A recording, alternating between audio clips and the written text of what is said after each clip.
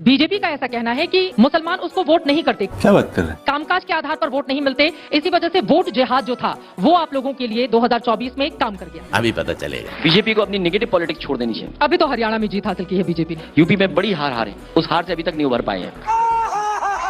2024 का परिणाम यकीनन आपके पक्ष में रहा, लेकिन जिस तरह से बीजेपी ने अपने लिए बड़ी लकीर खींची, इंडिया गठबंधन बनाने के बावजूद आप लोग उसको 5 सीटें 10 सीटें आप समझ रहे हैं, बड़ी बड़ी पार्टियां उत्तर प्रदेश की 2014-2019 में उनका क्या हाल हो गया। अभी मजा आएगा ना भिड़ो। अब बीजेपी के बारे में लोग जान गए। क्या जान गए? कि बीजेपी धोखा दे सकती है, झूठ बोल सकती है। उनके अभी तक के मैनिफेस्टो उठा करके देख लीजिए, जो मैनिफेस्टो में कहा वो जमीन पर नहीं उतारा। जो जितना जमीन पर काम करेगा उतना ही मुकाबला भारतीय जनता पार्टी का कर लेगा। ये बड़ी अच्छी बात कही है। 2027 का सबसे बड़ा मुद्दा क्या रहेगा जिसके आधार पे आपको लग रहा है कि वो महादंगल समाजवादी पार्टी ने अपनी गोटियां बिल्कुल सेट कर दी हैं? अभी बता दे भाई। नई पीढ़ी, प्रोग्रेसिव डेवलपमेंट और पॉजिटिव पॉलिटिक्स की पसंद है। मुझे उम्मीद है कि 2027 का चुनाव प्रोग्रेसिव पॉलिटिक्स का चुनाव होगा। तो दोनों लड़कों की जोड़ी एक साथ जाएगी 2027 में? बिल्कुल जाएगी, आगे भी ऐसी तरह रहेगी। खाओ माँ कसम। तो जिस बुलडोजर को लेकर सुप्रीम कोर्ट ने भी अपनी बात कही थी और एनकाउंटर को लेकर भी बहुत सारे सवाल, लेकिन इसी उत्तर प्रदेश का एक हिस्सा ऐसा है जो सरकार के समर्थन में इसको लेकर खड़ा हो जाता है और उसी वजह से बीजेपी के कार्यकर्ता उत्साहित रहते हैं। जगह जगह बुलडोजर, हमने यहाँ तक देखा है कई जगह शादियों में दूल्हा भी बुलडोजर पर जा रहा है। अब गर्दा उड़ेगा भैया। बुलडोजर अन्याय का प्रतीक बना है। अन्याय का प्रतीक से खुशी नहीं मिल सकती किसी को।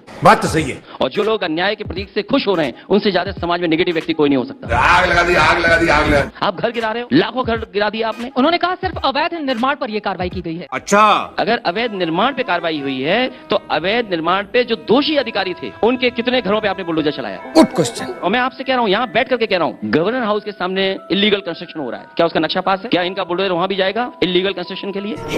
अब तो ये भी कहते हैं मुख्यमंत्री आवास का भी नक्शा पास नहीं है। अगर नक्शा पास हो तो नक्शा दिखा दे। मुख्यमंत्री आवास का भी नक्शा पास नहीं है। मैं तो कह रहा हूँ ना, सरकार के लोग नक्शा दिखा दें उसका।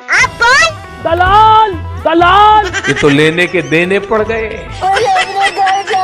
हाँ।